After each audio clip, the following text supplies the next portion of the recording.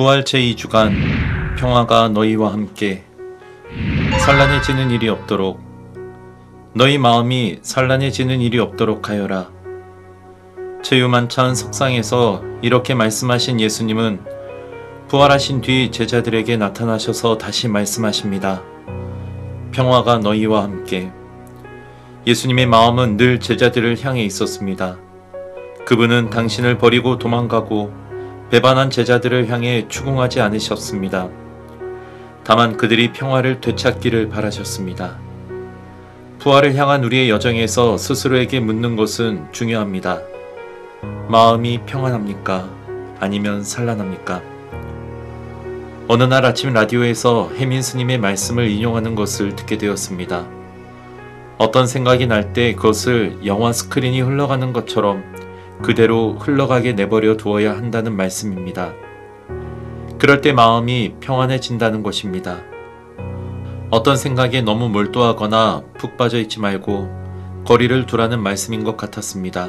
신학교에서 수련할 때, 특히 묵상 때의 마음속 분심, 잡념이 많아지는 때가 있었고 그것과 싸우지 말고 그대로 흘러가도록 내버려 두는 법을 배우게 됩니다. 걱정거리나 근심거리 역시 같은 원리로 흘러가도록 내버려 둡니다. 그것들과 싸우는 순간 얽매이게 되지만 그것들과 거리를 두고 내버려 둘 때 이내 사라지고 말게 됩니다.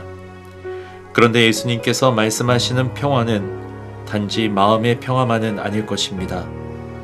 왜냐하면 신앙은 단순히 개인적 마음의 평화를 얻기 위한 방편이 아니기 때문입니다. 만약 내 옆에 있는 사람에게 불행이 닥쳐 시련을 겪고 있는데 내가 홀로 평화로이 머문다면 그것은 그리스도의 제자답다고 말할 수 없을 것입니다.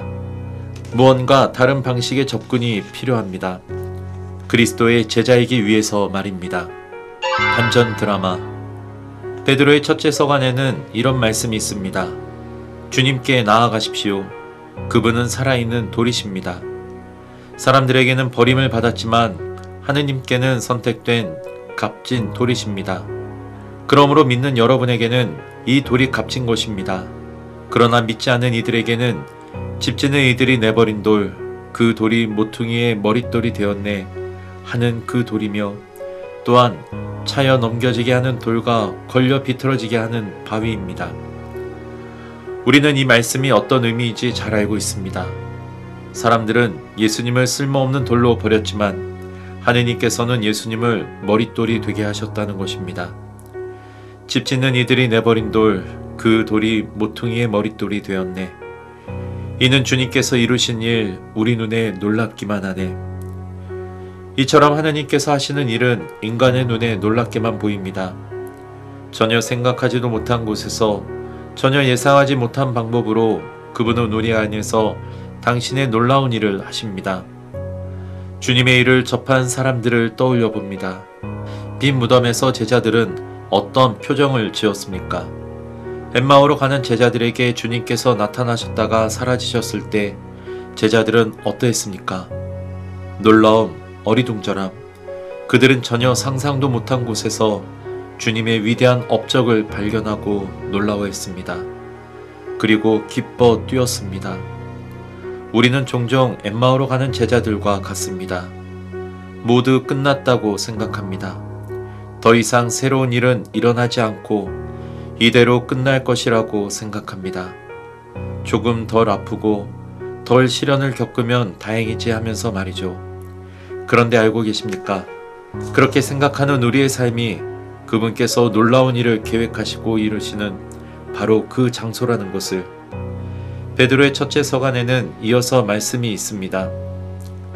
여러분은 여러분을 어둠에서 불러내어 당신의 놀라운 빛 속으로 이끌어주신 분의 위협을 선포하게 되었습니다. 예, 그렇습니다. 그분은 우리가 생각하지도 못한 곳, 특히 우리가 가장 하느님이 안 계실 것이라고 생각되는 우리의 지난날, 생각도 하기 싫은 시련의 시간, 그 일들, 상처들, 성경이 어둠으로 표현한 바로 그곳에까지 오셨습니다. 우리를 그곳에서 빼내주시기 위해서입니다. 당신의 놀라운 빛 속으로 이끌어주시기 위해서입니다. 이 말씀 앞에서 우리는 어리둥절하고 있습니까? 정말 놀랄 준비가 되어 있습니까? 전혀 생각하지도 못했던 우리 각자의 삶이 그분의 놀라운 위협이 이루어지는 곳이라는 사실을 깨달을 준비가 되어 있습니까? 성경은 말합니다. 하느님과의 이야기는 늘 반전이 있다고 말입니다. 지금 우리가 보는 것이 전부가 아니라고 말입니다. 그것이야말로 진정한 희망의 메시지가 아닐까요? 우리 삶이 이대로 끝나지 않을 것이라는 사실이 믿음의 길. 성경은 그 반전의 길이 믿음에 있다고 합니다. 그러므로 여러분을 어둠에서 불러내어 당신의 놀라운 빛 속으로 이끌어 주신 분의 위협을 선포하게 되었습니다. 믿는다는 것, 그것은 놀라우신 하느님, 그분의 업적을 믿고 맡겨드리는 것입니다. 그분께 기대하는 것입니다. 든든함을 발견하는 것입니다. 진정한 의미에서의 평화는 바로 그 믿음에서 비롯됩니다. 그리고 그 믿음은 다만 나 안에 머물지 말고 이웃을 향해 나아가라고 합니다. 그들과 삶을 나누고 고통과 시련을 함께 지고 기쁨과 환희를 축복해 주라고 말입니다. 너희 마음이 산란해지는 일이 없도록 하여라.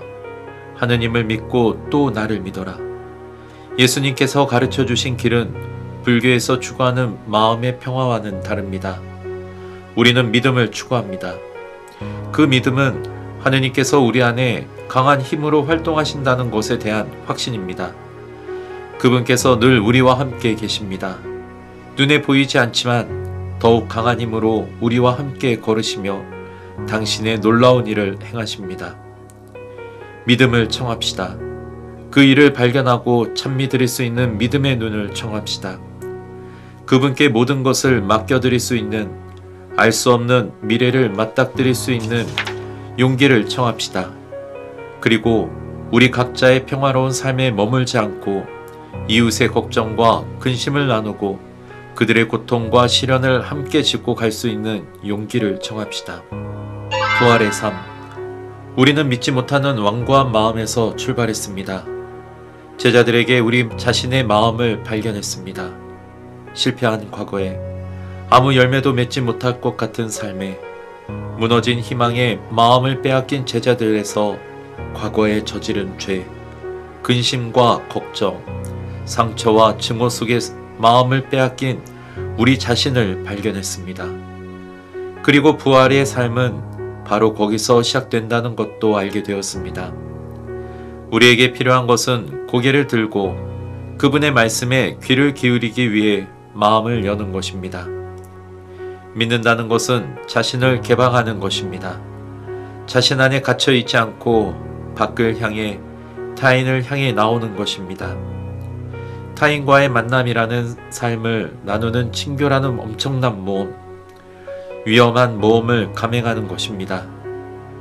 나아가 열린 미래를 향해 삶을 내거는 것입니다. 그러기 위해서는 용기가 필요합니다. 빈 무덤에서 나온 여인들처럼, 엠마오로 가는 제자들처럼, 밤새도록 물고기 한 마리도 잡지 못한 제자들처럼 우리 역시 고개를 들고 앞을 향해 나아가도록 초대되었습니다. 우리가 처한 시련과 고통이 버거울지라도 불가능이 없는 하느님께서는 분명 우리 안에 크신 일을 계획하고 계실 것입니다. 다른 곳이 아닌 바로 우리 각자의 삶의 현실 속에서 말입니다. 우리가 종종 겪는 고난의 삶은 어쩌면 우리의 믿음이 굳건해지기 위해, 순수하게 단련되기 위해 반드시 필요한 것일지 모릅니다. 예수님께서 고난의 길을 선택하신 이유는 우리 역시 고난의 길에서 부활로 나아갈 수 있도록 하기 위해서일 것입니다. 부활을 위해서는 고난이라는 장벽을 넘어야 합니다. 거기서 우리는 자신을 죽이고 버리는 법을 배웁니다. 진정한 의미에서의 믿음이란 죽이는 것을, 비우는 것을, 버리는 것을 배우는 것입니다. 그런데 사실 사람을 진정으로 살리는 것, 사람을 순수한 기쁨 속에 살게 하는 것은 포기, 용기, 의탁과 같은 것들입니다. 그러나 두려워할 필요는 없습니다. 왜냐하면 복음의 메시지는 주님께서 믿음이 약한 우리와 늘 동행하신다고 전하시기 때문입니다. 주님은 결코 완벽한 신앙인을 바라지 않습니다. 다만 우리가 포기하지 않고 있는 바로 그 자리에서 힘을 내기를 바라십니다.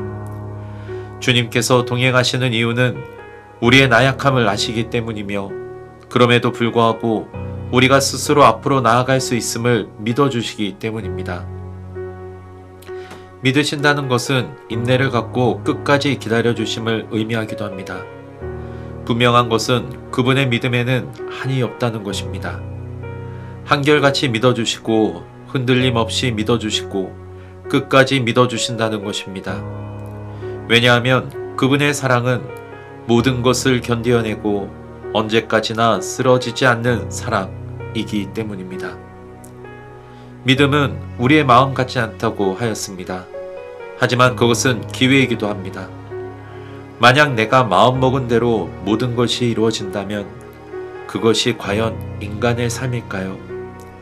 만약에 단 한 번의 말씀으로 기적과 같이 완전 무결한 믿음이 생겨난다면 그것이 과연 진정한 믿음이며 과연 우리 자신의 믿음일까요?